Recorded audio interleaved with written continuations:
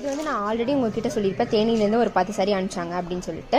அதில் வந்து கற்குவேல் அக்காவோட ரிலேஷன் வந்து ஒரு 2 சாரி கொடுத்துருந்தாங்க. இவங்க போட்ட ட்ரெஸ் வந்து ரொம்ப பிடிச்சிச்சு, இது நம்ம பண்ணது தான் பிடிச்சிச்சு, எனக்கும் இந்த மாதிரி பண்ணணும் அப்படின்னு சொல்லிட்டு அதே மாதிரி சாரி ரெட் கலரில் வந்து நம்மளுக்கு பண்ணியிருந்தாங்க.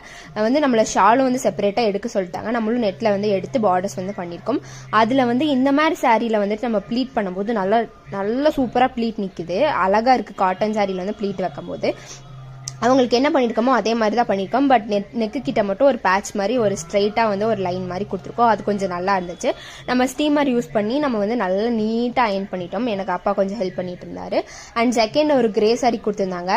அதில் வந்துட்டு நம்ம ஃபுல்லாக அம்பர்லாம் போட்டுட்டோம். அதில் ஒன்றும் நம்ம பெருசாக பண்ணல. இதில் வந்துட்டு நல்லா நைஃப் ப்ளீட்டை வந்து நல்லா நீட்டாக அயன் பண்ணி ஷாலும் செப்பரேட்டாக கொடுத்துட்டு நெக்கு கிட்ட ஒரு பேட்ச் மாதிரி கொடுத்துருந்தோம், ஹை பஃப் கொடுத்துருந்தோம்.